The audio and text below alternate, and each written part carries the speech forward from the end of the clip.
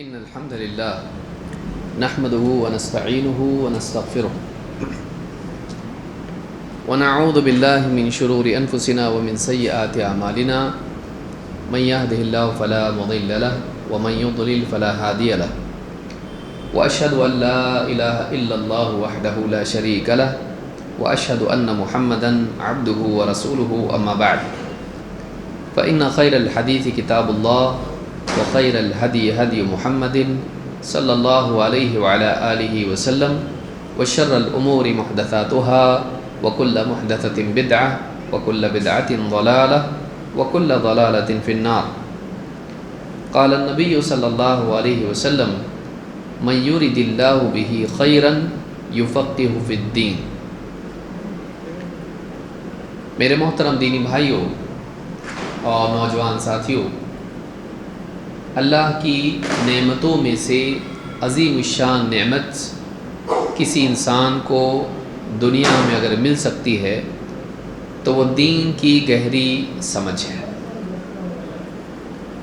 مال و متاع کا مل جانا یہ صرف دنیاوی خیر کے اسباب میں سے ایک سبب ہے کہ دنیا کی نعمتیں آدمی مال کے ذریعے سے حاصل کر سکتا ہے، اپنی زندگی کو مادی اعتبار سے خوشگوار بنا سکتا ہے، گھر، کھانا پینا، کپڑے، دوائی اور اس طرح کی جتنی چیزیں ہیں، موٹر گاڑی، مال کے ذریعے سے حاصل کی جا سکتی ہے، خصوصاً اگر وہ حرام مال نہ ہو تو انسان کے لیے خیر بنتا ہے۔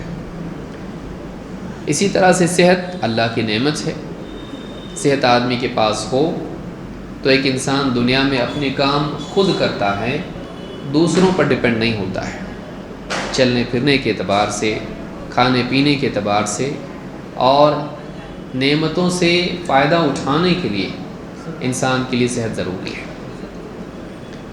دنیا میں بہت ساری چیزیں ہیں جو انسان کو ملتی ہیں، لیکن دین کی نعمت ساری نعمتوں میں سب سے بڑی نعمت ہے کہ ایک انسان کو اسلام کی نعمت ملے۔ لیکن اسلام کی نعمت ملنے کے بعد بھی اگر انسان کو صحیح سمجھ دین کی نہ ملے تو اسلام پا کر بھی ایک انسان گمراہ کا گمراہ رہتا ہے۔ اگر اس کی سوچ بگڑ جائے، اگر دین کا فہم اس کا غلط ہو، قرآن کی بات کو وہ غلط سمجھے، حدیث کی بات کو وہ غلط سمجھے، شرعی احکام کو وہ غلط سمجھے تو دین پا کے بھی نہ پانے کے برابر ہوتا ہے کہ اس نے دین پایا لیکن صحیح طور پر نہیں پایا۔ اس لیے ضروری ہے کہ ایک انسان اللہ رب العالمین سے دین کی صحیح سمجھ مانگے۔ اللہ کے نبی صلی اللہ علیہ وسلم نے فرمایا من یرد اللہ بہ خیرا یفقہ فی الدین، اللہ تعالیٰ جس کے لیے خیر کا ارادہ کرتا ہے اس کو دین کی گہری سمجھ عطا فرماتا ہے۔ تفقہ کہتے ہیں دین کی گہری سمجھ کو، اسی پر سے لفظ بنا ہوا ہے فقہ، اسی پر سے لفظ بنا ہوا فقیہ اور اس کی جمع ہے فقہا۔ تو دین کی گہری سمجھ ملنا بہت ضروری ہے کہ دین کی صحیح سمجھ کیا ہے اور گہری سمجھ کیا ہے۔ ایک تو یہ کہ قرآن میں جو بات ہے وہی وہ سمجھے، کچھ اور نہ سمجھ لے، حدیث میں جو بات ہے وہی سمجھے، کچھ اور مطلب نہ لے لے جو غلط مطلب ہو۔ یہ دین کی صحیح سمجھ ہے۔ گہری سمجھ یہ ہے کہ ایک انسان جتنی بات قرآن و سنت میں ہے اس میں سے اور بھی مسائل جو چھپے ہوئے ہیں وہ نکالنے والا بنے۔ قرآن و سنت میں بہت سارے فتنوں کا رد موجود ہے، سرسری دیکھنے سے وہ سمجھ میں نہیں آتا، لیکن اللہ تعالیٰ جس کو توفیق دے، قرآن کی آیتوں میں، احادیث میں ایسی دلیلیں چھپی ہوئی ہوتی ہیں، ایسی بات چھپی ہوئی ہوتی ہے کہ اگر انسان اس کو غور کرے اس کے اوپر تو اس کا جواب اس کو مل جائے جس مسئلے میں وہ مبتلا ہے۔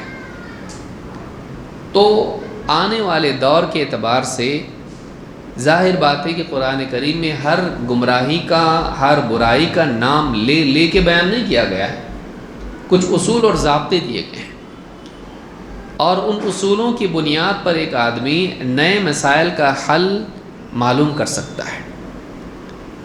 لیکن کون سے مرض کے لیے کون سی دوا ہے، ساری دوائیں اگر آدمی کے سامنے رکھ دی جائیں اور سارے پیشنٹ آدمی کے سامنے بیٹھے ہوئے ہوں، اگر انسان کو یہ معلوم نہ ہو کہ واقعی مرض کیا ہے اور اس کی دوا کیا ہے، تو دوا موجود، پیشنٹ موجود، لیکن علاج غیر موجود ہے۔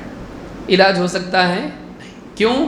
پرابلم یہ ہے کہ دوا ہے، مریض بھی ہے، لیکن کون سے مریض کی کون سی دوا ہے معلوم نہیں۔ بلکہ بعض اوقات تو مسئلہ یہ ہوتا ہے اس کا مرض کیا ہے وہی سمجھ میں نہیں آ رہا۔ تو مسائل کو صحیح طور پر سمجھنا اور شریعت میں، قرآن و سنت میں اس کے حل کو جاننا اور قرآن و سنت کی نصوص کی گہرائی میں جا کر ان مسائل کا حل تلاش کرنا، جیسے انسان سمندر کی، دریا کی گہرائی میں جا کر وہاں سے موتی اور جو کچھ بھی نکالتا ہے وہ گہرائی میں جانے کے بعد ہی ملتا ہے۔ سمندر میں وہیں پہ ملے گا، اوپر کے اوپر ملے گا نہیں۔ لہٰذا گہرائی بہت ضروری ہے۔ خوارج کو یہ گہرائی نصیب نہیں ہوئی اور ان کو دین کا نہ صحیح فہم ملا نہ گہرا فہم ملا، دونوں بھی نہیں۔ دین کی باتوں کو انہوں نے غلط طور پر سمجھا اور دین کا گہرا علم ان کو نصیب نہیں ہوا، لہٰذا انہوں نے کہیں کی بات کہیں پر فٹ کر دی۔ وہ آیتیں جو کفار کے بارے میں تھیں اور وہ آیت جس میں ایک خاص بات کہی گئی تھی اس کو فٹ کر دیا حضرت علی پر اور صحابہ پر اور سب کو کافر قرار دے دیا۔ علم کی صحیح تطبیق بھی ضروری ہے، اس کا صحیح اپلیکیشن ضروری ہے۔ اس آیت میں کیا ہے اور اس آیت پر کیسے عمل کیا جائے یہ جاننا بہت ضروری ہے، نہیں تو آدمی قرآن کو پا کے بھی کھونے والوں میں سے ہوگا، بلکہ اس سے بھی بدتر بنے گا کہ وہ قرآن کو پڑھ کے بھی اس سے غلط بات نکال کے غلط عمل کر کے سمجھے گا کہ میں قرآن پہ عمل کر رہا ہوں۔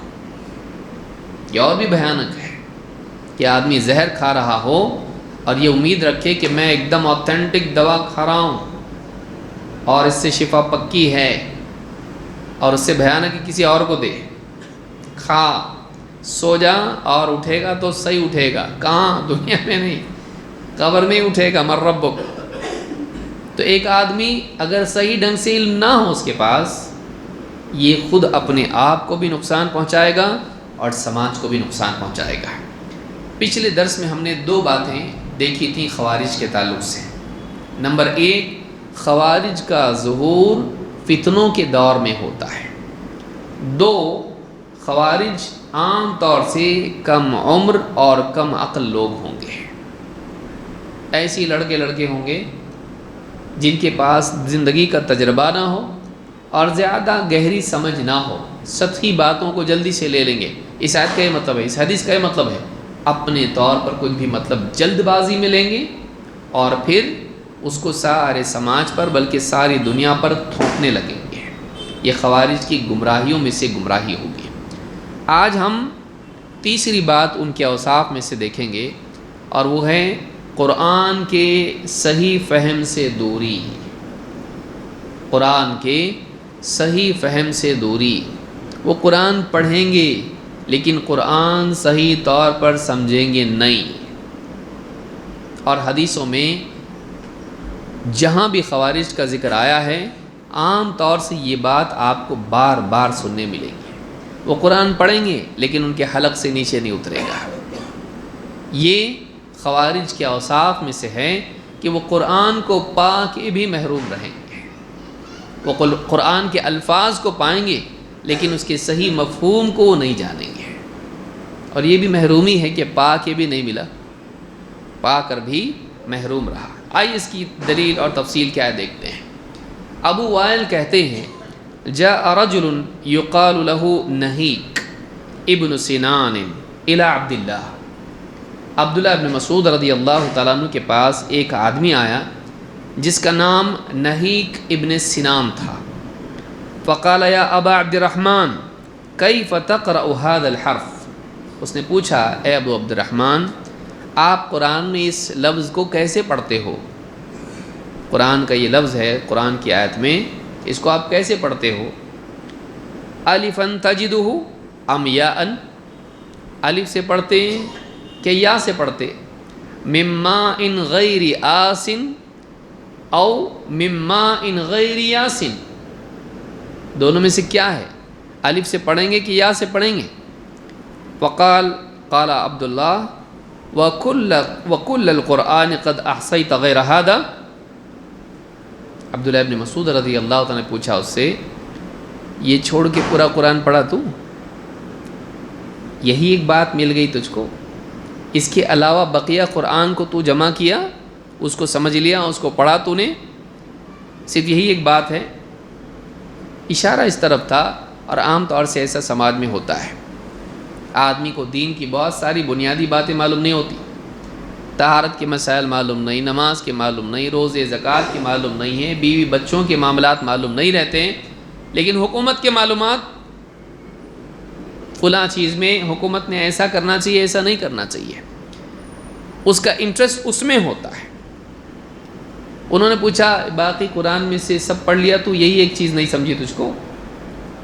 بعض اوقات علماء کے پاس بھی ایسے لوگ آتے ہیں، ایسے مسائل پیش کریں گے جن سے دو میں سے ایک ثابت ہوگا، یا تو ان کو بہت معلوم ہے یا تو عالم کو یہ مسئلہ معلوم نہیں ہے۔ ہاں ہو گیا نا، اکثر ایسا ہوتا ہے۔ ایسے مزاج کے جو لوگ ہوتے ہیں، یہ بتائیے ذرا اس کا کیا جواب ہے؟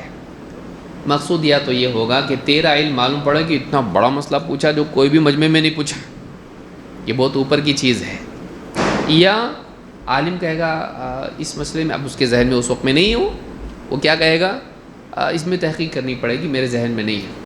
ماشاءاللہ ایسا سوال پوچھا کہ عالم صاحب کے پاس بھی جواب نہیں ہے، جبکہ اس کو بہت ساری موٹی موٹی چیزیں معلوم نہیں ہوں گی، بنیادی باتیں اس کو معلوم نہیں ہوں گی، لیکن ایسا مسئلہ لے کر آئے گا جس سے یا تو اس کا علم معلوم پڑے یا عالم کی لا علمی معلوم پڑے۔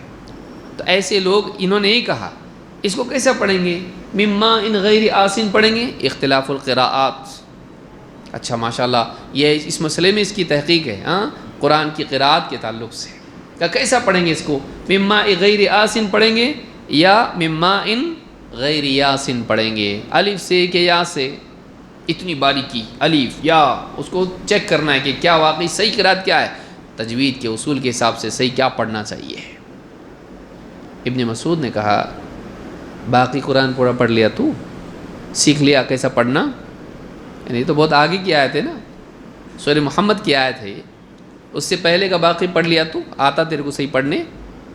قال انی لاقرأ المفصل فی رکعۃ، اور سنیے میری فضیلت، آپ تو پوچھے ہی نہیں کچھ، ابھی تو میں شروع ہوا ہوں، ہاں میں انی لاقرأ المفصل فی رکعۃ، میں ایک رکعت میں پوری مفصل پڑھ جاتا ہوں۔ مفصل ابن حجر کہتے ہیں سورۃ الحجرات سے لے کے آخر قرآن تک والناس تک، یہ تقریباً سورۃ الحجرات 26ویں پارے میں ہے، تو کل ملا کے آپ 26 نہیں بھی پکڑیں تو کتنے ہوتے ہیں؟ 4 جز قرآن کے، اور یہ آدھا پکڑ لو آپ، 4.5 پارے ایک رکعت میں پڑھ جاتا میں، فار پڑھ کے ایک رکعت میں 4.5 پارے پڑھ لیتا میں۔ انی لاقرأ المفصل فی رکعۃ، فقال عبداللہ ابن مسعود رضی اللہ عنہ نے کہا حدًا کحد الشعر، جیسے لوگ شاعر شعر پڑھتا ہے ایک کے پیچھے ایک، ایک کے پیچھے ایک، ایک کے پیچھے ایک، ایسا تو جیسے شعر پڑھتے ویسا شعر پڑھتے چلا گیا۔ تو عرب کے جو لوگ ہوتے تھے ان کے پاس، وہ شعر میں ماہر لوگ تھے، وہ باقی سب لوگوں کو گونگا بولتے تھے۔ وہ لوگ، عرب کا مطلب بولنے والا اور عجم کا مطلب گونگا، تو اپنے آپ کو بولنے والا مانتے تھے اور سارے لوگوں کو یہ سب گونگے بولتے تھے، ہم لوگ عرب ہیں بولنے والے۔ تو وہ کھڑے جب ہوتے تھے، ایک کے پیچھے ایک، سانس کتنی، سانس کم اور شعر زیادہ، بغیر رکے بولتے چلے جاتے تھے، سانس بھی لیں گے مشکل سے، اتنے اشعار ان کو آتے تھے۔ قرآن کا پڑھنے کا یہ طریقہ ہے، ایک ایک آیت پر رکنا، اس پہ تدبر کرنا، اس کی کیفیات دل پر طاری کرنا، اللہ سے قرب اور وہ ساری چیزیں، قیامت کی ہولناکیاں، جنت جہنم، اللہ کی تعظیم، اسے پڑھنا تھوڑی نہ ہے، اس کا تفقہ اور اس سے تأثر، اس سے اثر لینا، یہ بھی تو ہونا چاہیے۔ کحدن کحد الشعر، یہ تو ویسا پڑھنا ہوا جیسے ایک کے بعد ایک آدمی شعر پڑھتا چلا جاتا ہے.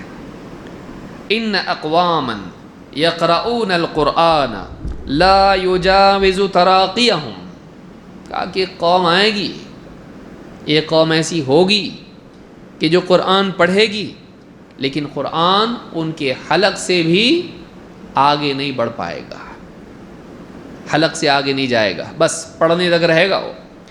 ولیکن اذا وقع فی القلب فرسخ فیہ نفعا، کہا ایک قوم آئے گی جو قرآن کو ایسے پڑھے گی کہ ان کے حلق سے بھی آگے نہیں جائے گا، وہ حلق تک ہی رہے گا، عین غین قاف سب حلق تک رہے گا ان کا. ہاں اچھے سے پڑھیں گے لیکن پڑھنا صرف تجوید کی حد تک اچھا ہوگا، واقعی اس کا فہم ان کو نصیب نہیں ہوگا. لیکن واقعی پڑھنا کیا ہے؟ کہا ولیکن اذا وقع فی القلب، لیکن قرآن جب دل میں اتر جاتا ہے، فرسخ فیہ، اور اس میں راسخ ہو جاتا ہے، پیوست ہو جاتا ہے، دل کی گہرائیوں میں پہنچ جاتا ہے، تو کیا ہوتا ہے؟ نفع، فائدہ پہنچاتا ہے. تو قرآن کا فائدہ واقعی کب ہوتا ہے؟ جب آدمی کے صرف حلق تک نہیں رہتا، کہا جاتا دل میں جاتا، دل میں بس جاتا اور پھر نفع پہنچاتا ہے، کہ انسان کا ایمان بڑھتا ہے، اس کا دین کا فہم بہتر ہوتا ہے اور اس کے دل میں کیفیات پیدا ہوتی ہے. نہیں تو خالی پڑھنے تک، یہاں تک ہی بس تجوید کے ساتھ میں پڑھنے میں آ گیا اس کے، کہا کہ ایسا ہے جیسے شعر پڑھ دیتے ہیں لوگ. تو اس حدیث میں آپ دیکھیے، صحیح مسلم میں روایت موجود ہے، صحابی نے اس آدمی پر نکیر کی کہ خالی پڑھنا قرآن کا اصل نہیں ہے، بلکہ واقعی کیا ہے؟ قرآن کہاں پہنچنا چاہیے؟ یہاں تک نہیں، صرف کہاں پہنچنا چاہیے؟ دل تک، فہم کے اعتبار سے بھی اور اثر لینے کے اعتبار سے بھی. اور آپ نے کہا کہ ایک قوم آئے گی جو قرآن پڑھے گی لیکن ان کے حلق سے آگے نہیں جائے گا، یعنی کہاں نہیں جائے گا؟ ان کا اشارہ اسی طرف ہے، کیونکہ اس کے بتانے کے بعد دل کی بات کہی انہوں نے، کا مطلب دل میں جائے گا نہیں، قرآن دل تک نہیں پہنچے گا. اور آگے بڑھتے ہیں. ابو وائل کہتے ہیں، اسی طرح سے ایک اور روایت ہے، سأل رجل عبد اللہ عن هذا الحرف غیر آسن او یاسن، ایک آدمی آیا عبداللہ ابن مسعود کے پاس اور کہا آیت کیسی ہے؟ من غیر یاسن، آسن یا پھر یاسن، کیسا پڑھنا اس کو؟ قال قل القرآن قرأت غیر هذا، اس کے سوا پورا قرآن پڑھ ڈالا تو نے؟ بعض اوقات لوگ ناراض ہوتے ہیں، کوئی آدمی آتا کہ شیخ یہ حکومت جہاد کی کیا شرطیں ہیں، یا خلیفہ بننے کے لیے کیا شرائط ہیں؟ اب دیکھا جائے تو اس کو استنجا بھی ٹھیک سے معلوم ہوگا نہیں. عالم ڈانٹ کے پوچھتا ہے نماز آتی پڑھنے؟ آپ ٹاپک چینج مت کرو. عبداللہ ابن مسعود کیا کر رہے ہیں؟ یہ چھوڑ کے باقی پڑھ لیا. کیوں؟ اس لیے کہ عام طور سے لوگوں کا یہ حال ہوتا ہے. دین میں انسان کے لیے جس چیز کا تو مکلف ہے، اس کا جس عمل کا مکلف ہے اس کا علم پہلے ضروری ہے. بھئی تجھ کو جانا اس طرف اور تو تفصیلات یہاں کی پوچھ رہا ہے، کیا مطلب ہے؟ یہاں کا پوچھنا. تیرے اوپر جو احکام ہیں شریعت کے وہ تو جانتا نہیں اور ان پر عمل بھی نہیں کر رہا، اور ایسے مسائل جو تیرے رینج کے اور نیٹ ورک کے باہر ہیں خواہ مخواہ ان کی تحقیق کرتا ہے. کوئی عالم صاحب کے پاس جا کے پوچھے آدمی، بچے بغیر چڈی کے بنین پہ لے کے گئے عالم صاحب کے پاس. عالم صاحب حکومت کیسے چلانا؟ بولے بچوں کو چڈی پہنا کے. بچوں کو ننگا لے کے تو مسجد میں امام صاحب کی گود میں لے کے آیا اور تجھ کو اس کی تمیز نہیں ہے اور تو حکومت کے مسائل پوچھ رہا ہے. کئی لوگوں کو آپ دیکھو گے کہ ایسے مسائل میں گفتگو کریں گے جو ان کی صلاحیت سے اوپر کے ہیں، نہ ان کو ضرورت اس کی ہے نہ اس کے وہ مکلف ہیں، لیکن چونکہ ان مسائل کی وجہ سے انسان کا لیول معلوم پڑتا ہے کہ یار بہت بڑی چیز ہے، یہ چھوٹی موٹی چیز نہیں ہے، یہ کچھ اور ہی ہے. اس وجہ سے آدمی ان مسائل پر گفتگو کرتا ہے جبکہ واقعی اس کی زندگی میں بہت ساری چیزیں ایسی ہوں گی جن میں خلا ہوگا. تو دنیا کی حکومت کی بات کر رہا ہے، لیکن تیرے گھر کی حکومت صحیح نہیں ہے، بغیر چڈی کے بچے گھوم رہے ہیں،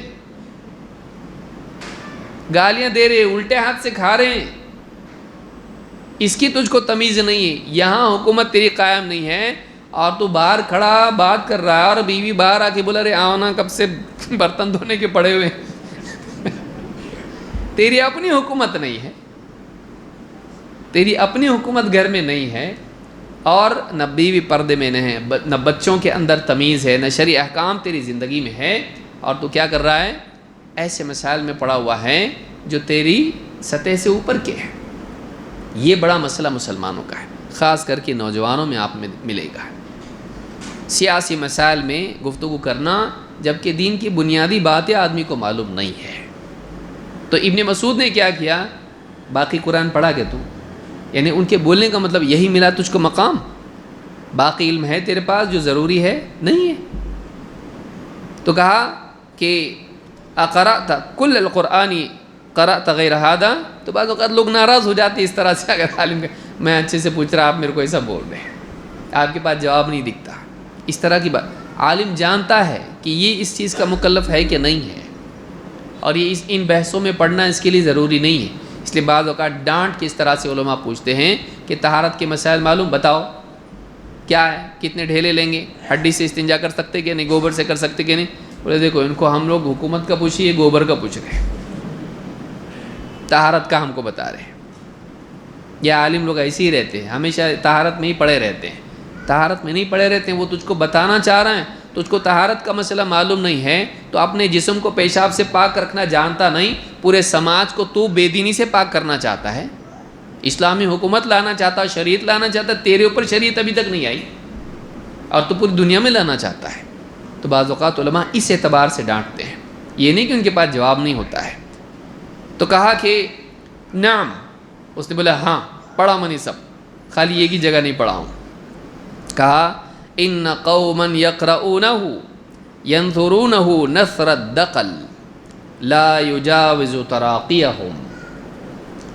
ایسے لوگ بھی ہوں گے جو قرآن ایسا پڑھیں گے جیسے ردی کھجوروں کو بکھیرتے ہیں، ردی کھجوروں کو، گھٹیا کھجوروں کو، سوکھی ہوئی سڑی ہوئی کھجوریں جو کچھ کام کی نہیں، ان کو بکھیرتے ہیں، ایسا قرآن پڑھیں گے اور قرآن ان کے حلق سے آگے نہیں بڑھے گا.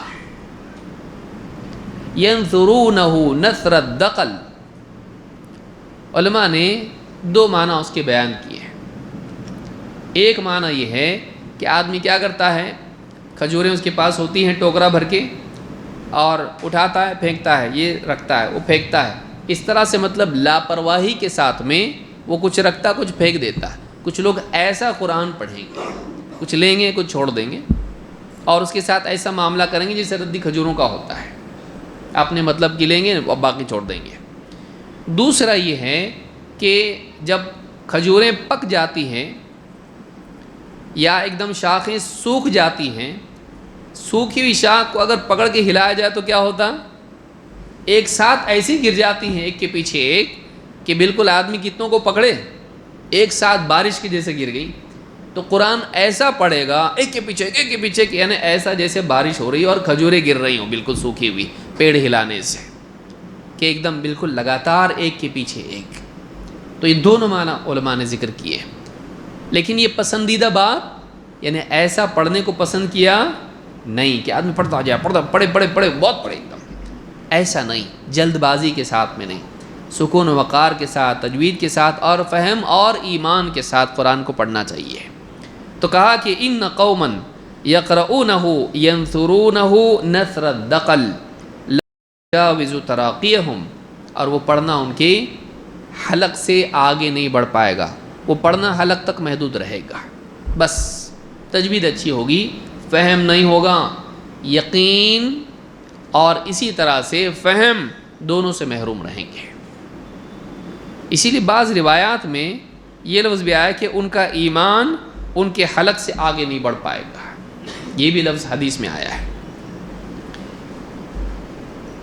ایک اور روایت میں، یہ ترمذی کی روایت ہے، سنن الترمذی حدیث نمبر 302، یسیر ابن عمر کہتے ہیں قلت لسہل ابن حنیف، میں نے سہل ابن حنیف رضی اللہ تعالیٰ سے پوچھا، کہا هل سمعت النبی صلی اللہ علیہ وسلم یقول فی الخوارج شیئا، آپ نے اللہ کے نبی صلی اللہ علیہ وسلم کو خوارج کے بارے میں کچھ کہتے سنا ہے؟ قال سمعته یقول وَأَهْوَى بِيَدِهِ قِبْلَ الْعِرَاقِ،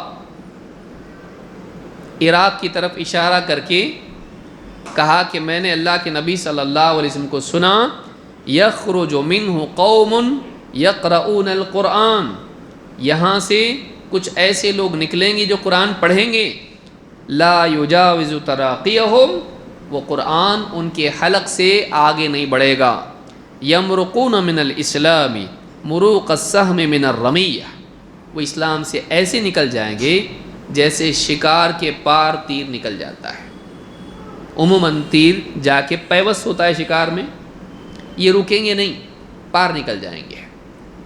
تو کہا کہ ایک نمبر ایک عراق کی طرف اشارہ کیا، اسی لیے بہت سارے علماء نے IS کے بارے میں، جو عراقی سے اور عراق، اور کیا ہے نام پورا اس کا، IS اسلامک اسٹیٹ آف کیا انڈیا، کچھ بھی بولو مت Islamic state of Iraq and Syria, Syria and ISIS Islamic state of Iraq and Syria, اور داعش کیا ہے، دولت الاسلامی فی الشام فی العراق والشام، داعش، دال الف عین شین، تو عراق کا عین اور شام کا شین، تو شام سیریا کو بولتے ہیں۔ تو اس اعتبار سے آپ دیکھیں گے کہ علماء نے کہا یہ وہی لوگ ہیں، یہ خوارج ہی کی قسم ہے، اور وہ وہیں سے نکلے برابر۔ تو کہا کہ یہاں سے وہ لوگ نکلیں گے جو قرآن کو پڑھیں گے لیکن ان کے حلق سے پار نہیں گزرے گا، اور وہ دین سے ایسے نکل جائیں گے جیسے شکار کے پار تیر نکل جاتا ہے۔ امام البخاری اور مسلم دونوں نے اس حدیث کو روایت کیا ہے۔ صحیح بخاری حدیث نمبر 6934 اور صحیح مسلم حدیث نمبر 1068۔ ایک اور روایت میں ہے یقرؤون القرآن لا یجاوز حناجرہم، وہی معنی اس کے ہیں، یہ حنجرہ اس کو بولتے ہیں، یہ جو ہے حنجرہ اس کو کہتے ہیں کہ یہ جو نالی ہوتی ہے ہوا لینے، سانس لینے کی، اس سے حناجر اس کی جمع ہے۔ تو یہ جو حصہ ہوتا ہے جو حلق کو آ گیا بولتے ہیں نا آدمی، میرا ڈر کے جو ہے دل پورا حلق میں آ گیا، تو اس طرح سے آدمی کا دل گھبراہٹ میں کہاں محسوس ہوتا، دھڑکن یہاں محسوس ہوتی ہے آدمی کی، تو دل یہاں آ گیا، یہ جو ہے اس سے آگے نہیں گزرے گا، بس پڑھنے تک رہے گا وہ۔ یہ بھی بخاری مسلم کی حدیث ہے۔ کیا مطلب ہے اس کا؟ امام النووی کہتے ہیں معناہ ان قوما، دیکھیں گے ہم اہل علم نے اس کا کیا معنی لیا ہے، قرآن ان کے حلق سے آگے نہیں گزرے گا، کیا مطلب ہے؟ امام النووی کہتے ہیں معناہ ان قوما لیس حظهم من القرآن الا مروره على اللسان، یہ وہ قوم ہوگی جن کو اتنا ہی حصہ قرآن کا ملے گا کہ وہ ان کی زبانوں پر سے گزر جائے گا، فلا یجاوز تراقیہم لیصل قلوبہم، وہ ان کے حلق سے آگے نہیں گزرے گا کہ ان کے دلوں تک پہنچے، ولیس ذلک هو المطلوب، اور یہ قرآن کے پڑھنے کا مطلب مقصود نہیں ہے، بل المطلوب تعقلہ وتدبرہ بوقوعہ فی القلب، بلکہ قرآن پڑھنے کا مقصود اور مطلوب یہ ہے کہ انسان اس کو سمجھے اور اس میں غور کرے جب قرآن دل میں پہنچے، واقع ہو۔ امام النووی نے اپنی شرح میں، صحیح مسلم کی شرح میں یہ بات کہی ہے کہ وہ پڑھیں گے لیکن بس دل تک نہیں پہنچے گا، سمجھ نہیں ملے گی قرآن کی ان کو، بس پڑھنے تک رہے گا زبانوں پر، اور پڑھیں گے حلق سے، تجوید عین غین اور قاف اور سب یہ کر کے پڑھیں گے، لیکن پڑھنا سمجھ سے خالی ہوگا۔ اسی طرح سے قاضی عیاض کہتے ہیں اس کے دو معنی ہیں، قرآن پڑھیں گے لیکن ان کے حلق سے آگے نہیں بڑھے گا، کہتے ہیں فیہ تأویلان، اس کے دو معنی ہیں، احدہما معناہ لا تفقہہ قلوبہم ولا ينتفعون بما تلو منہ، وہ قرآن پڑھیں گے لیکن ان کے دل اس پڑھنے کو سمجھیں گے نہیں، اور اس سے جو کچھ انہوں نے پڑھا ہوگا اس سے وہ فائدہ نہیں اٹھا پائیں گے، ان کا پڑھنا انہیں فائدہ نہیں دے گا، نہ ان کے دل سمجھیں گے۔ ولا لهم حظ سوى تلاوة الفم والحنجرة والحلق اذ بهما تقطيع الحروف، بس ان کو جو حصہ ملے گا قرآن کی تلاوت کا، فہم کی بجائے صرف حلق اور حنجرہ اور زبان سے اس کے الفاظ کو بالکل ٹھیک ٹھیک پڑھ لینا، اتنا ہی نصیب ہوگا، اس سے زیادہ نہیں۔ ان کو قرآن کا یعنی فم، حنجرہ اور حلق، زبان منہ سے پڑھیں گے الفاظ برابر، حلق سے اور اس طرح سے حنجرہ سے، اتنا ہی پڑھ پائیں گے، بس ان کو فہم نصیب نہیں ہوگا۔ والثانی معناه لا يسعد لهم عمل ولا له تلاوة ولا يتقبل، یعنی یہ پڑھیں گے لیکن ان کا عمل اور ان کی تلاوت اللہ کے نزدیک مقبول نہیں ہوگی، ان کا عمل اوپر نہیں جائے گا۔ الیہ یصعد الکلم الطیب والعمل الصالح یرفعہ، اللہ فرماتا ہے پاکیزہ کلمات اسی کی طرف اوپر جاتے ہیں اور نیک عمل ان کو اوپر اٹھائے لے جاتا ہے۔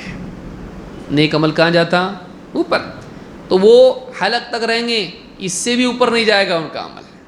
اللہ کے پاس جانا تو بہت دور کی بات ہے، ان کے حلق سے بھی اوپر نہیں جائے گا وہ، تو فہم کے اعتبار سے نیچے نہیں جائے گا، قبولیت کے اعتبار سے اوپر نہیں جائے گا، حلق تک ہی رہے گا، پڑھنے تک ہی رہے گا، بس پڑھیں گے پڑھیں گے پڑھیں گے، ختم، اس سے زیادہ کچھ نصیب ان کو نہیں ہوگا۔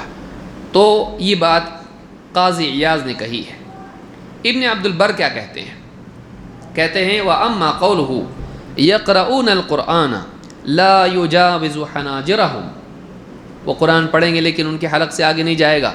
فَمَعْنَاهُ، دیکھیے اب غور سے سنیں، أَنَّهُمْ لَمْ يَنْتَفِعُوا بِقِرَاءَتِهِ اِذْ تَأَوَّلُوهُ عَلَى غَيْرِ سَبِيلِ السُّنَّةِ الْمُبَيِّنَةِ لَهُ، انہیں قرآن کے پڑھنے سے کوئی فائدہ نہیں پہنچے گا، کیوں؟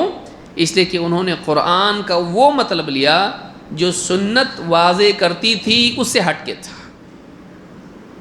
قرآن کا کیا مطلب لیا؟ جو سنت سے واضح ہوتا ہے وہ مطلب نہیں لیا۔ خوارج اپنی عقل سے قرآن کا مطلب لیتے تھے، سنت کے تابع نہیں ہوتے تھے۔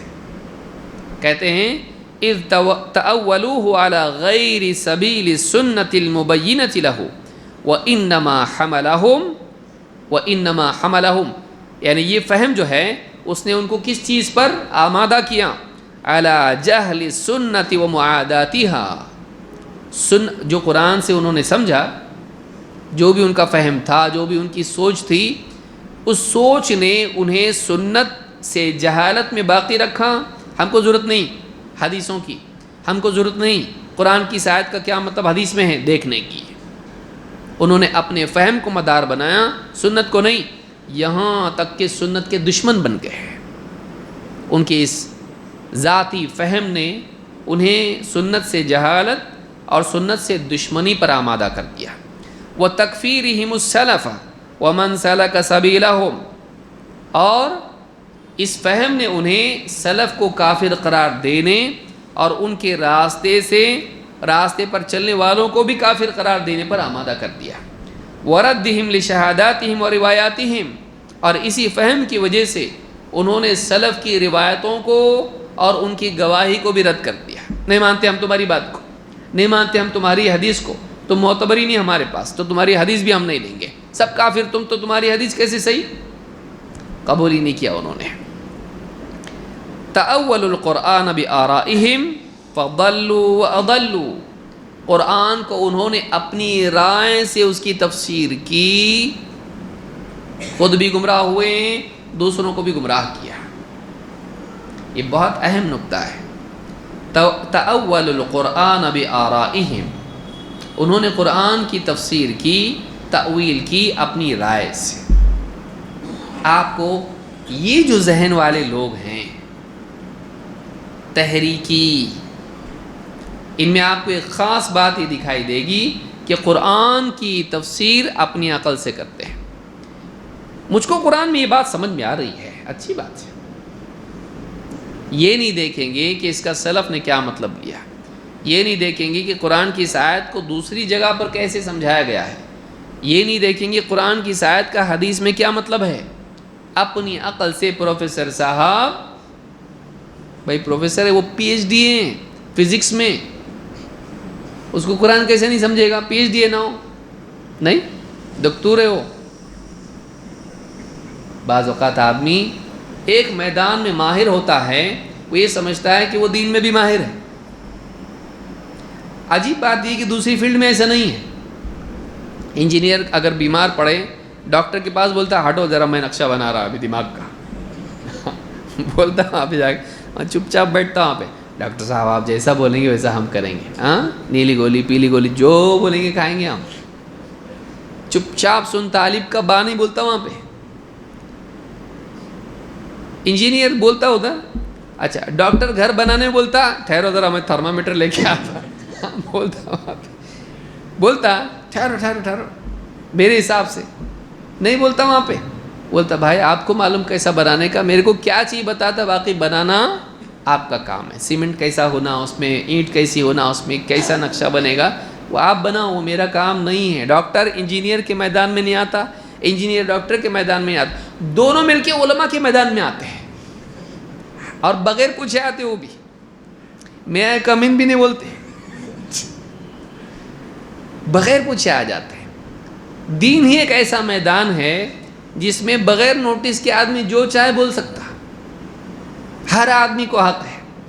قرآن کی اس آیت کا یہ مطلب ہے، حدیث کا یہ مطلب ہے، علماء نے ایسا کرنا چاہیے، حکومت نے ایسا کرنا چاہیے، دین میں ایسا ہونا چاہیے، یوں ہونا چاہیے۔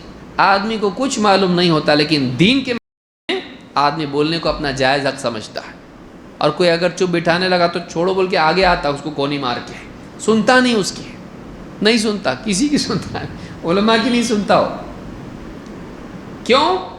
اس مزاج کے لوگوں میں آپ کو دکھائی دے گا ایک انا ہوتی ہے، وہ اپنی دنیاوی اکمپلشمنٹ کو دینی لیاقت کے لیے بیس بناتے۔ یاد رکھیے میری بات کو، بھئی آپ پرائم منسٹر رہیں گے، آپ بہت بڑے ڈاکٹر ہوں گے، بہت بڑے آپ دنیا کے ٹیچر ہوں گے، بھائی پروفیسر ہوں گے، آپ جو بھی ہیں، وہ آپ کی فیلڈ میں جو آپ ایکسپرٹ ہو وہ وہاں یہاں نہیں۔ اس کے لیے آپ اگر اس کا علم حاصل کیے تو یہاں بھی چلے گا، اوکے۔ کوئی آدمی بھائی دنیا میں ڈاکٹر بھی ہو، قرآن و حدیث کا گہرا علم اس کے پاس ہو تو ہو سکتا ہے وہ یہاں بھی بول پائے، لیکن وہ وہاں کا جو اس کا اکمپلشمنٹ ہے، وہاں کا جو اچیومنٹ اس کا ہے، وہ یہ سمجھتا ہے کہ چونکہ یہاں میں بہت بڑا ہوں تو دین میں بھی میں بہت بڑا ہوں۔ دین میں بچہ ہے تو، دین میں بچہ ہے تو، نہیں معلوم تجھ کو، یہ میدان تیرا نہیں ہے۔ اگر تیرے پاس علم ہوگا تو بول سکتا، نہیں تو نہیں۔ باقی فیلڈ میں بولتا تو ایسا، دین ہی ایسا بالکل خیراتی چیز ہے جس میں جو چاہے بولے، نہیں۔ اس میدان میں تو اور بھی محتاط ہونا پڑتا ہے، اس میدان میں اور محتاط ہونا پڑتا ہے، کیونکہ اس سے زندگی کا، دنیا کا نہیں آخرت کا بھی معاملہ جڑا ہوا ہے، لوگوں کی جان و مال کا معاملہ جڑا ہوا ہے۔ ایسی کوئی کچھ بول دے، حلال کو حرام کر دے، جنگ کا اعلان کر دے، ایسی کچھ بھی کافر بول دے، کسی کو نہیں ہو سکتا ہے، یہ تو اور سینسیٹیو معاملہ ہے۔ لیکن چونکہ دین کے معاملے میں لوگ اتنے حساس نہیں ہوتے ہیں، اس لیے دین میں بغیر کسی تحقیق کے بولنا بھی اپنا جائز حق سمجھتے ہیں۔ خوارج کا پرابلم یہ تھا، تأول القرآن بآرائہم، انہوں نے اپنی رائے سے قرآن کی تفسیر کی، اور قرآن کو اپنی رائے سے اس کی تفسیر کرنا یہ ایک بھیانک جرم ہے کہ ایک آدمی بغیر کسی علم کے قرآن میں کچھ بھی بولنے لگے، کچھ بھی بولنے لگے، یہ صحیح طریقہ نہیں ہے۔ اس کی مثال بھی ہم دیکھیں گے۔ کہا کہ تأول القرآن بآرائہم فضلوا واضلوا، انہوں نے قرآن کو اپنی رائے سے اس کی تفسیر کی تو خود بھی گمراہ ہو گئے اور دوسروں کو بھی گمراہ کیا، دوسروں کو بھی گمراہ کیا۔ فلم ينتفعوا به ولا حصلوا من تلاوته الا على ما يحصل عليه الماضغ الذي يبلع ولا يجاوز ما فيه من الطعام حنجرته۔ ان کی مثال ایسی ہے، جو کچھ انہوں نے پڑھا قرآن میں، اس سے ان کو کچھ بھی فائدہ نہیں ہوا، ویسے ہی جیسے ایک انسان جو چبائے، کھانا اچھے سے چباتا ہو لیکن حلق پہ آ کے رک جاتا، کھانا اس کے آگے جاتا ہی نہیں، صحت بنتی اس کی، اس کو فائدہ ہوا کچھ، قرآن یعنی کھانے سے فائدہ ہوا، چباتا چباتا چباتا تھوک دیتا، حلق تک آگے رک جاتا لیکن پار نہیں جاتا، وہیں رکا رہتا، پیٹ میں جاتا ہی نہیں کھانا۔ لوگ دیکھنے والے کیا بولیں گے؟ جب دیکھے جب کھاتے رہتا ہے لیکن اندر جا رہا نہیں، اندر اگر نہیں گیا تو فائدہ ہوگا نہیں۔ ویسے ہی جیسے غذا حلق تک آ کے رک جائیں، پیٹ تک نہ جائیں، کھا کے بھی فائدہ نہیں، وہ کھانے والوں کی لسٹ میں تو آیا، ہاں کھایا، دیکھنے والا دیکھ رہا، اٹھا رہا کھا رہا، اٹھا رہا کھا رہا، اندر نہیں جا رہا، فائدہ ہوگا اس کو نہیں۔ ویسی جس کا قرآن حلق تک رہے، جیسے کھانے کا معاملہ ہے، قرآن اس کے پڑھنے تک حلق تک ہی رہے لیکن دل تک نہ جائے، اندر نہ جائے، اس کو بھی کچھ فائدہ ہوتا نہیں، صحیح فہم اس کے پاس نہ ہو، فائدہ نہیں ہوتا ہے۔ تو جو اس طرح کے لوگ ہیں، خارجی ذہنیت والے، عام طور سے آپ دیکھ لیجئے، وہ قرآن و سنت کے فہم میں سلف کا پابند نہیں ہوگا۔ احادیث کیا ہیں، طرق کیا ہیں، سندیں کیا ہیں، الف بتا بھی اس کو معلوم نہیں رہے گا، وہ آپ کے سامنے لگا، دیکھو قرآن میں سے لکھا ہوا ہے، ٹرانسلیشن اس کا دیکھو، ہاں اس کے ٹرانسلیشن میں اللہ کے بندے اس کی تفسیر دیکھ، ارے تفسیر کو کیا کرنے کا آپ نے کو، قرآن بول رہا نا اپنے کو، آؤ ابھی چپ چاپ یہاں سے جاؤ، ہاں ایسا کرے گا، اس کو زیادہ گہرا جانے کا نہ صبر رہتا اس کے پاس، نہ صلاحیت رہتی اس کے پاس۔ علم صبر چاہتا، ایک ایک حدیث کی اس کو طرق جمع کرنے میں، معنی جاننے میں آدمی کو وقت لگتا ہے، اس کی تفاسیر قرآن کی دیکھ کے کیا معنی ہے، لغت میں اس کا کیا معنی ہے، اس کی تطبیق کیسے کی، اللہ کے نبی صلی اللہ علیہ وسلم کی حدیثیں اس باب میں کیا ہیں، آدمی کو دیکھنا پڑتا ہے۔ جس کے پاس یہ صبر نہ ہو وہ ٹرانسلیشن لے کے ایسا بھاگتا پلٹ کے دیکھتا بھی نہیں، مل گیا ہاں یوریکا، ہاں ایسی چیز ملی قرآن میں آج تک ایک عالم نہیں بولا، ایسی تحقیق مجھ کو ملی، ایسی بات مجھ کو ملی۔ یہ مسئلہ ان لوگوں کا ہوتا ہے کہ جو ادھورے علم کے ساتھ دینی میدان میں کود پڑتے ہیں، چاہے وہ دعوت کا میدان ہو، چاہے وہ سماجی سیاسی میدان ہو، امت کا ہمدرد امت کے لیے سردرد بن جاتا ہے۔ تو کہا کہ فلم ينتفعوا به، ان کو فائدہ نہیں ہوا۔ تو جیسے کھانے والے کو نگلے بغیر فائدہ نہیں ہوتا، ویسے ہی خالی پڑھ کے نہیں سمجھا تو فائدہ ہوتا نہیں، بلکہ اگر پڑھا اور سمجھا لیکن غلط سمجھا تو اس کو فائدہ نہیں ہوتا، نہیں، یہ خود بھی نقصان کرتا، دوسروں کا بھی نقصان کرتا۔ اسی لیے خوارج کے بارے میں اللہ کے نبی صلی اللہ علیہ وسلم نے فرمایا کہ ان کو، یعنی حدیث کے مطابق، ان کو صحیح فہم نہیں ملے گا، الٹا فہم ملے گا۔ کیا فرمایا اللہ کے رسول صلی اللہ علیہ وسلم نے؟ آپ نے فرمایا یقرؤون القرآن یحسبون انہ لہم وہو علیہم۔ امام مسلم نے اس کو روایت کیا ہے، صحیح مسلم حدیث نمبر 1066، اور یہ بہت امپورٹنٹ حدیث ہے۔ کہا یقرؤون القرآن، وہ قرآن پڑھیں گے، اور یحسبون انہ لہم، یہ سمجھیں گے کہ قرآن کی یہ بات ہمارے فیور میں ہے، وہو علیہم، جبکہ قرآن کی وہ بات ان کے خلاف ہوگی۔ اس کو بولتے الٹا فہم، اپنے فیور میں سمجھیں گے، ہماری دلیل یہ ہے، اس سے تم غلط ثابت ہوتے ہو مولوی صاحب، لیکن وہی آیت اس کے اندر واقعی جو فہم ہے وہ ان کے خلاف ہوگا، اس سے وہ لوگ غلط ثابت ہو رہے ہوں گے، لیکن وہ سمجھیں گے کہ یہ کیا آیت ہمارے حق میں ہے، بلکہ پورا قرآن ہمارے حق میں ہے، جبکہ قرآن ان کے خلاف ہوگا۔ یقرؤون القرآن یحسبون انہ لہم وہو علیہم۔ ایک اور روایت میں ہے، فرمایا اللہ کے نبی صلی اللہ علیہ وسلم نے، یدعون الی کتاب اللہ، وہ اللہ کی کتاب کی طرف بلائیں گے، وَلَيْسُوا مِنْهُ فِي شَيْءٍ، لیکن ان کا اللہ کی کتاب سے کوئی لینا دینا نہیں ہوگا، دور کا بھی رشتہ نہیں ہوگا۔ دعوت دیں گے، قرآن کریں گے، لیکن ان کا قرآن سے کوئی تعلق نہیں ہوگا، ان کی بات، ان کی دعوت، ان کے دعوے، کوئی ریلیشن ان کا نہیں ہوگا اس سے۔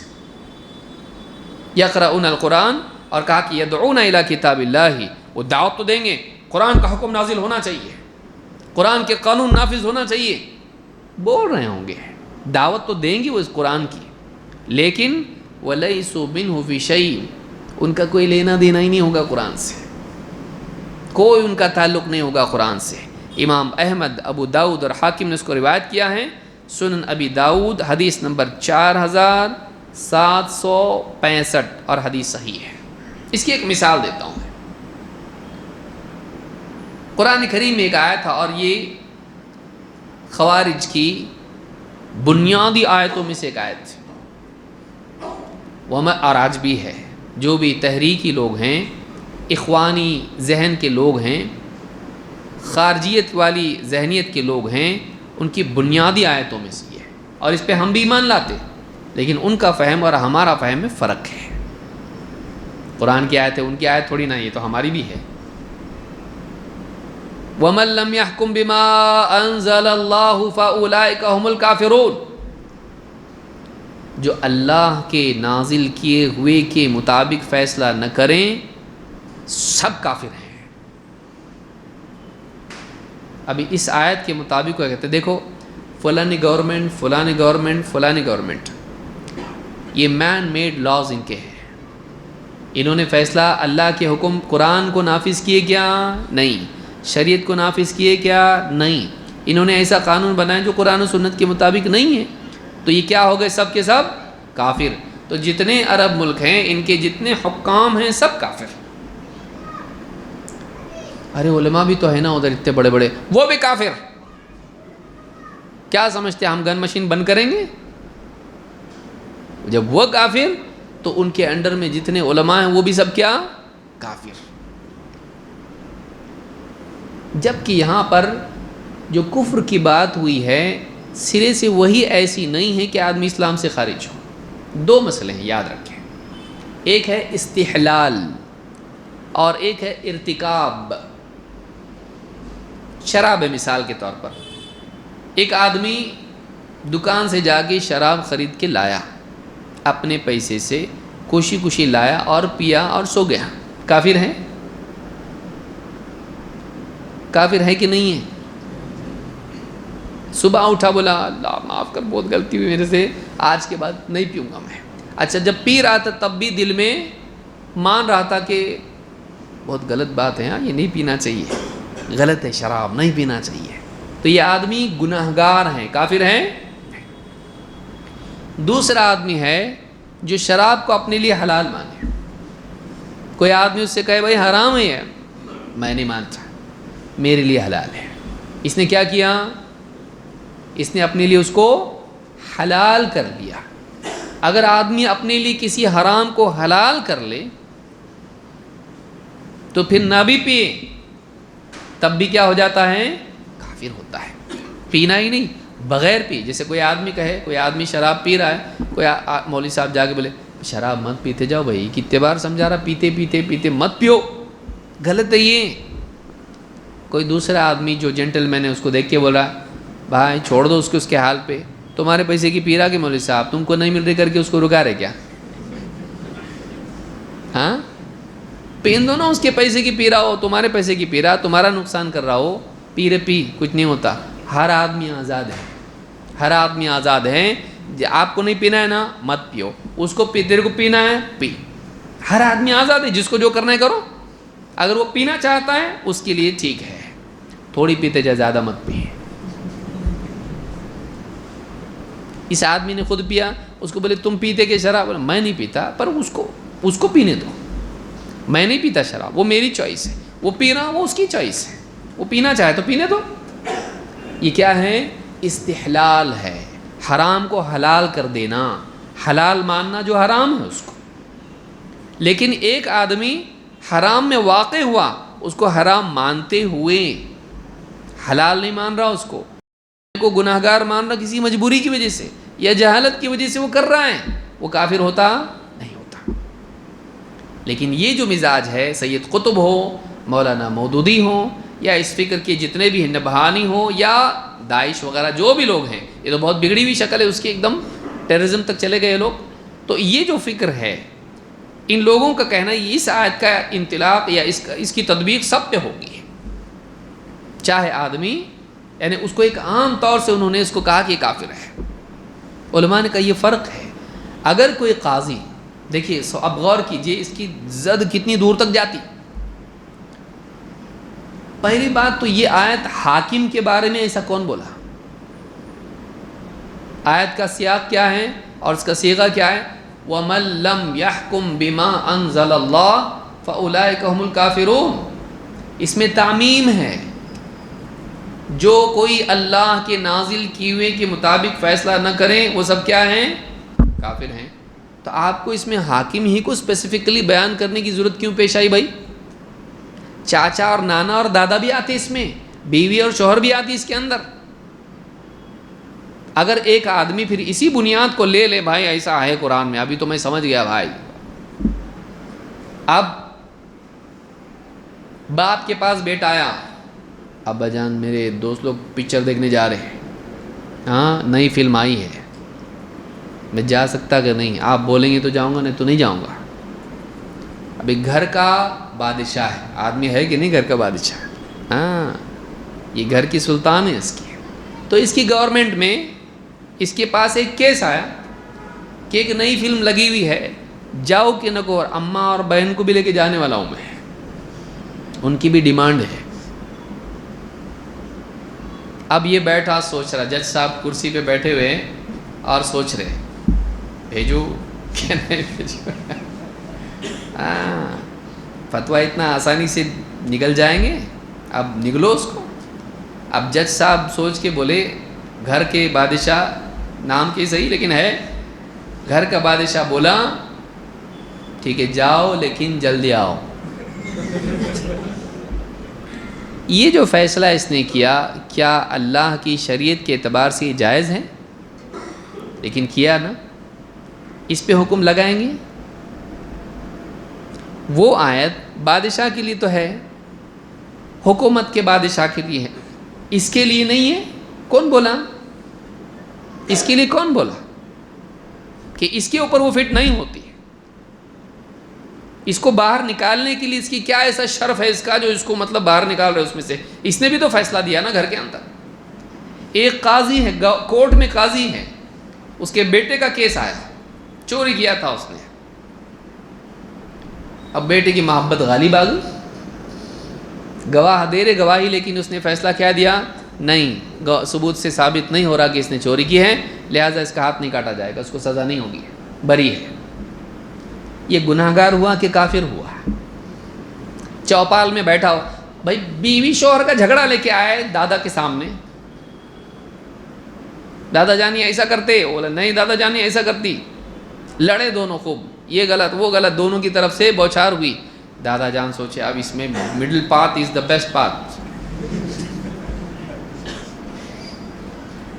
تو بھی غلط نہیں ہے تو بھی غلط نہیں ہے، ہاں ایسا کرو۔ اس نے نہ اس کا حق اس کو دیا نہ اس کا حق اس کو دیا، بلکہ غلط کر دیا، اس نے فیصلہ شریعت کے مطابق نہیں کیا۔ یا جائیداد کا فیصلہ آیا اس کے پاس، ابا جان کی جائیداد کا فیصلہ ہے، چاچا کے پاس بیٹھے، بیٹیاں بھی آئیں بیٹے بھی آئیں سب آئیں، بولے کیسا تقسیم کرنے کا؟ سن رہے نہیں، لڑ رہے آپس میں، مارم پیٹی کر رہے ہیں، کیا کرنے کا چاچا بولے ایک کام کرو، کتنے حصے بن رہے اس میں، کتنے بھائی ہیں کتنے بہنیں ہیں؟ بولے سب ملا کے 10 ہے۔ ٹھیک ہے، کتنے روپئے ہیں تمہارے پاس، کتنا ہے؟ بولے 10 کروڑ ہیں، سب 1-1 کروڑ لے لو، سب خوش؟ سب خوش، جاؤ گھر کو۔ صحیح ہے فیصلہ یہ؟ تو بیچارہ چاچا کیا ہوا ابھی؟ کافر یا گناہگار؟ خود آدمی گیا، شراب کا جام سامنے لے کے بیٹھا ہوا ہے، یا موبائل فون اس کے ہاتھ میں، نوٹیفیکیشن آیا، لنک آیا ایک فلم دیکھنے کا، سوچ رہا دیکھوں کہ نہیں دیکھوں؟ ہاں، گزر رہا ہے کالج میں سے نوجوان، میں لمبی کر رہا ہوں بات لیکن سمجھ میں آئے گی اور یاد رہے گی اور بولنے آئے گا۔ جا رہے ہیں کالج کے اندر اور لڑکیاں بیٹھی ہوئی ہیں خوبصورت، ماڈرن کالج ہے بہت. اب دل میں آ رہا دیکھوں نظر اٹھا کے کہ نہیں دیکھوں, ہاں نہ ہاں نہ, بولا ہاں, لیکن صرف آج فیصلہ کیا اس نے. یہ جو فیصلہ اس نے کیا کہ نہیں کیا؟ دو رائے اس کے دل میں آئی تھی, ایک رائے تھی دیکھنے کی, ایک رائے تھی نہیں دیکھنے کی. دونوں میں سے کس کا انتخاب کیا اس نے؟ دیکھنے کا. فیصلہ آخر میں کیا کیا؟ آج دیکھ لیں گے. ہاں, کیونکہ وہاں سے آواز بھی آ رہی, سلام بھی آ رہے ہیں, بھائی سلام کا بھی تو جواب دینا پڑے گا نا. اور نہیں دیکھ کے دیں گے سلام کا جواب تو بہت گھمنڈی ثابت ہوں گا میں. تو پریاں اگر آواز دے رہی ہیں تو دیکھنا بھی تو کام ہے نا اپنا. تو کیا کیا اس نے؟ ہاں, آداب عرصے پر کے ان کو دیکھا, ان کو اس نے. یہ جو فیصلہ اس نے کیا, کیا اللہ کی شریعت, اللہ کی نازل کیے کے مطابق کیا یا اس کے خلاف کیا؟ قل للمؤمنین یغضوا من ابصارہم ویحفظوا فروجہم ذلک ازکی لہم. اے نبی, ایمان والے مردوں سے کہیے کہ اپنی نگاہوں کو نیچی کریں اور اپنی شرمگاہوں کی حفاظت کریں, یہ ان کے لیے زیادہ پاکیزگی کی چیز ہے. نگاہوں کو کیا کریں؟ دیکھنے کا حکم دیا اللہ نے؟ نہیں. اس نے فیصلہ کیا کیا؟ دیکھنے کا. کافر ہوا کہ نہیں ہوا؟ پھر کون کافر نہیں ہے؟ ہر آدمی گناہ کرنے سے پہلے ارادہ کرتا کہ نہیں کرتا, اور اس کے دل میں آتا کروں نہیں کروں, تو اس کے بعد فیصلہ کرتا کروں, تو وہ فیصلہ جو کرتا اس سے ہر آدمی گناہ گار کیا ہو جائے گا پھر. اور یہی خوارج کا مذہب ہے. ہر کبیرہ کا مرتکب کیا ہوتا ہے؟ کافر. خوارج کا عقیدہ یہ, کبیرہ گناہ کرنے والا مسلمان باقی نہیں رہتا. اسی لیے حضرت علی رضی اللہ عنہ کو کیا کر دیا انہوں نے؟ کافر. اور ان کو ماننے والوں کو بھی کافر, سب کافر. اور جب کافر ہے تو مرتد ہے, مرتد ہے تو پھر کیا کرو؟ ان کو کاٹو. یہ تشدد تک چیز چلی گئی, جان و مال کا نقصان. یہ غلط فہمی قرآن کی کہاں تک لے جاتی ہے. تو خوارج کے پاس کیا تھا؟ قرآن کا اپنا فہم. سلف کی طرف رجوع نہیں کیے. ابن عباس رضی اللہ تعالیٰ عنہ اس آیت کی تفسیر میں کیا کہتے ہیں؟ ابن عباس کہتے ہیں, ابن جریر الطبری نے روایت بیان کی اپنی تفسیر میں صحیح سند کے ساتھ. ابن عباس کہتے ہیں وَمَن لَمْ يَحْكُمْ بِمَا أَنزَلَ اللَّهُ فَأُولَٰئِكَ هُمُ الْكَافِرُونَ. جو اللہ کی نازل کیے کے مطابق فیصلہ نہ کرے وہ سب کافر. کہا قال هِيَ بِهِ کفر, یہ کفر ہی کی بات ہے. وَلَيْسَ كُفْرًا بِاللَّهِ وَمَلَائِكَتِهِ وَكُتُبِهِ وَرُسُلِهِ, یہ اللہ, اس کے فرشتوں اور اس کی کتابوں اور رسولوں کے ساتھ کفر کی طرح نہیں ہے. یہ کفریہ عمل ہے, یعنی یہ کفر والا عمل ہے, لیکن اس سے آدمی کافر ہوتا نہیں.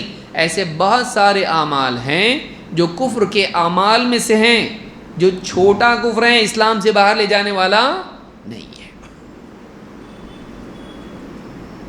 اللہ کے نبی صلی اللہ علیہ وسلم کی حدیث میں جیسے آپ نے فرمایا اثنان فی امتی ہما بہم کفر, اثنتان, دو چیزیں جو میری امت میں ہوں گی کفر کی ہیں, ہما بہم کفر, یہ ان میں کفر کی چیزیں ہیں. کیا ہیں؟ الطعن فی الانساب والنیاحہ, کسی کے نسب پہ طعن کرنا اور مرنے والے پر ماتم کرنا. ماتم کرنے سے کافر ہو جاتا نہیں, یہ کفر والا عمل ہے. لیکن جیسے شرک میں دو شرک ہیں, شرک اکبر اور شرک اصغر. ریاکاری کیا ہے؟ شرک ہے کہ نہیں؟ تو ریاکاری کرے تو اسلام سے باہر چلے جاتے نہیں. لیکن شرک ہے کہ نہیں؟ شرک ہے لیکن باہر گئے نہیں. وہ کیا ہے؟ شرک خفی ہے, شرک اصغر ہے. تو جیسے شرک میں اکبر اصغر دونوں ہیں, ویسے کفر میں بھی کیا ہے؟ اکبر اور اصغر دونوں ہیں. ایک کفر وہ ہے جو اسلام سے باہر لے جاتا, دوسرا کفر وہ ہے جو کفری عمل ہے لیکن اسلام سے باہر لے جاتا نہیں. ورنہ دو مسلمان آپس میں لڑے تو کافر, دو مسلمان آپس میں لڑیں تو بھی کافر ہو جائیں گے, کیونکہ آپس میں لڑنا بھی کیا ہے؟ کفر ہے. تو بعض اعمال کو کفر کہا گیا, وہ کفر کے یعنی اعمال میں سے, لیکن اسلام سے باہر لے جاتے نہیں, کیونکہ وہ کیا ہے؟ جیسے شرک چھوٹا بھی ہوتا ہے, کفر بھی کیا ہے؟ چھوٹا بھی ہوتا ہے. ویسے ہی ظلم کا بھی معاملہ ہے. یہ آیت تینوں اعتبار سے آئی ہے. وَمَن لَّمْ يَحْكُم بِمَا أَنزَلَ اللَّهُ فَأُولَٰئِكَ هُمُ الْكَافِرُونَ وَمَن لَّمْ يَحْكُم بِمَا أَنزَلَ اللَّهُ فَأُولَٰئِكَ هُمُ الظَّالِمُونَ وَمَن لَّمْ يَحْكُم بِمَا أَنزَلَ اللَّهُ. اس طرح سے تینوں اعتبار سے آیا. تو اب اگر ظالم ہے ایک آدمی، فاسقون ہے، کافرون ہے، ظالمون ہے، فسق بھی بڑا چھوٹا ہوتا ہے کہ اللہ تعالیٰ کی حدوں سے نکل جانا، جیسے شیطان نکل گیا تو کیا ہو گیا؟ وہ کافر ہو گیا. فَفَسَقَ عَنْ أَمْرِ رَبِّهِ. دیکھیے حکم دونوں سے ٹوٹا. بات لمبی ہو رہی ہے لیکن بیٹھیے. حکم دونوں سے ٹوٹا، ابلیس سے بھی اور آدم علیہ السلام سے بھی. دونوں میں فرق کیا ہے؟ فرق کیا ہے؟ آدم علیہ السلام نے فوراً اقرار کیا ربنا ظلمنا انفسنا، اللہ ہم نے ظلم کر لیا اپنے اوپر، فوراً اللہ سے توبہ کی. لیکن ابلیس نے کیا کیا؟ سرے سے حکم مانا نہیں، حکم ہی نہیں مانا. دونوں میں فرق ہے. تو اللہ نے کیا فرمایا؟ فَفَسَقَ عَنْ أَمْرِ رَبِّهِ. وہ اپنے رب کے حکم سے نکل بھاگا، یعنی اس نے حکم کو تسلیم ہی نہیں کیا. تو فسق بھی دونوں طرح کا ہوتا ہے. ایک فسق وہ ہے جو اسلام سے باہر نکال دے، دوسرا بولتے بہت فاسق فاجر ہے وہ. تو فاسق ہونا کیا آدمی کو اسلام سے نکال دیتا ہے؟ نہیں. ان جاءکم فاسق بنبأ فتبینوا. تمہارے پاس کوئی فاسق خبر لے آئیں تو اس کی تحقیق کرو مسلمانوں میں سے. اسی لیے گواہی ایسے آدمی کی مانی جائے گی جو متقی پرہیزگار ہیں، نہیں تو نہیں. اسی لیے ایسے راویوں کی روایت لیتے ہیں جو گناہ گار ہوں، فسق و فجور کا ارتکاب کرتے ہو نہیں، لیکن کیا کافر بول دیتے ہیں ان کو. تو فسق ایک وہ ہے جو اسلام میں باقی رکھتا ہے گناہ گار، لیکن ایک وہ ہے جو اسلام سے باہر کر دیتا ہے. ظلم، مارا پیٹا کسی کو، یہ چھوٹا بھی ہوتا ہے بڑا بھی ہے. ان الشرک لظلم عظیم، ایک ظلم وہ بھی ہے. ظلم میں بھی بڑا چھوٹا ہے، کفر میں بھی بڑا چھوٹا ہے، شرک میں بھی بڑا چھوٹا ہے، اور فسق میں بھی بڑا چھوٹا ہے. یہ ان کو نہیں سمجھا خوارج کو. ابن عباس رضی اللہ تعالیٰ عنہ کہتے ہیں کہ انہ لیس بالکفر الذی یذهبون الیہ. ابن عباس نے کیا کہا خوارج کے بارے میں؟ یہ کفر وہ نہیں ہے جس کی طرف وہ گئے، جس رائے کی طرف وہ گئے، جو سٹینڈ خوارج نے لیا کہ یہ کفر کا مطلب اسلام سے نکالنے والا، یہ کفر وہ نہیں ہے. بلکہ کہا انہ لیس کفرا ینقل عن الملہ کفر دون کفر. یہ کفر نہیں ہے جو اسلام سے ہی، دین سے ہی آدمی کو باہر نکال دیں، بلکہ یہ کفر سے کمتر کفر ہے. دون کا مطلب نیچے، اس کفر سے نیچے والا کفر ہے. بڑے کفر سے نیچے والا کفر کون سا ہوتا ہے؟ چھوٹا کفر، کفر اصغر. تو ایک آدمی اگر اللہ کے حکم کے مطابق فیصلہ نہ کریں، جج ہو، حاکم ہو یا اس طرح کا کوئی، لیکن وہ استحلال کے طور پر نہ کریں، اس کو غلط مانتے ہوئے کسی مجبوری میں کر لیں. پبلک کا دباؤ ہے، میں اگر یہ نہیں جائے لوگوں کے لیے گنجائش دوں گا تو لوگ کیا کریں گے؟ میرے خلاف بغاوت کریں گے. حاکم نے اجازت دے دی ناچ گانے کی، وہ گناہ گار ہوگا، کافر نہیں ہوگا.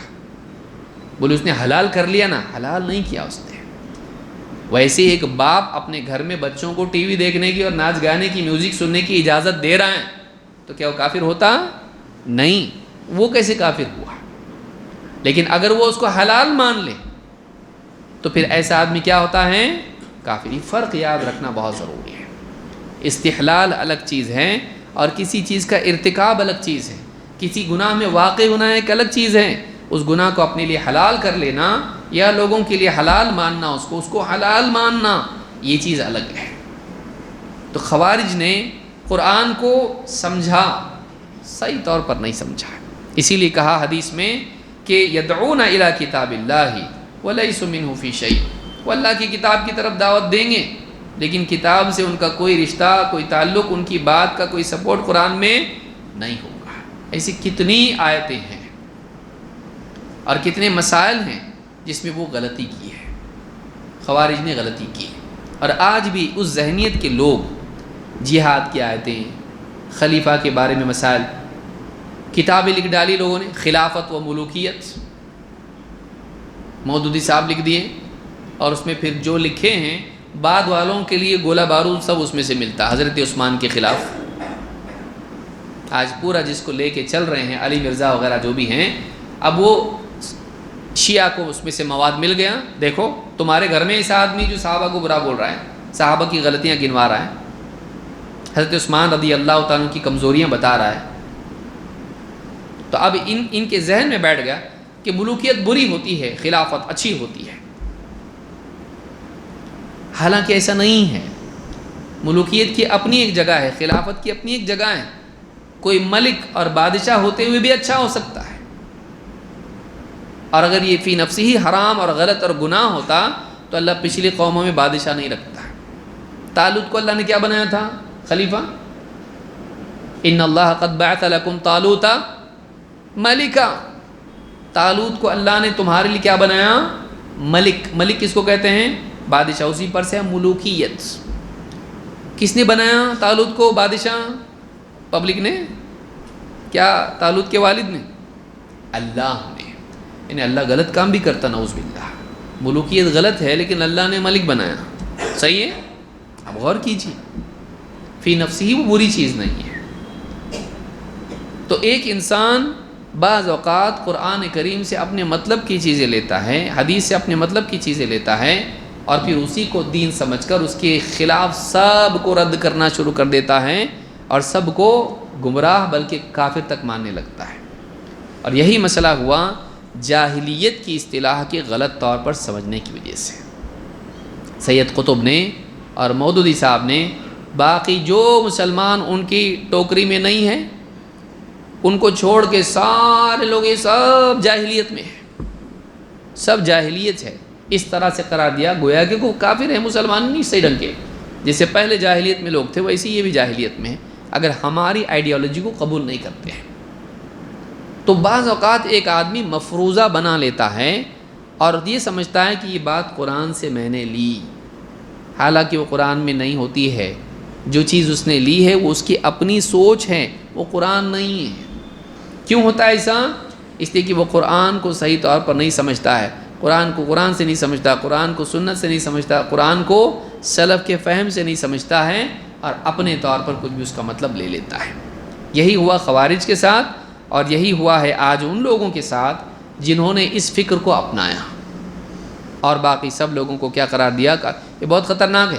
یہ تکفیر جو ہے اس آیت سے کہ غلط فہم سے شروع ہوتی ہے، لیکن وہ دور تک جاتی ہے، حکومتوں کے خلاف بغاوت اور ریولوشن تک، اور جان و مال کے نقصان تک۔ لہٰذا دین کو صحیح طور پر سمجھنا بہت ضروری ہے۔ انشاءاللہ مزید باتیں ہم اگلے درس میں دیکھیں گے، جس میں اسی بات کو ہم آگے بڑھائیں گے کہ خوارج کو دین کا صحیح فہم نہیں ملا، اور قرآن کے فہم میں خطا یہ خوارج کی گمراہی کی بنیادی وجہ ہے، بنیادی وجہ ہے۔ انشاءاللہ اس کو ہم اور تفصیل سے آنے والے درس میں دیکھیں گے۔ اقول ھذا واستغفر اللہ لی ولکم۔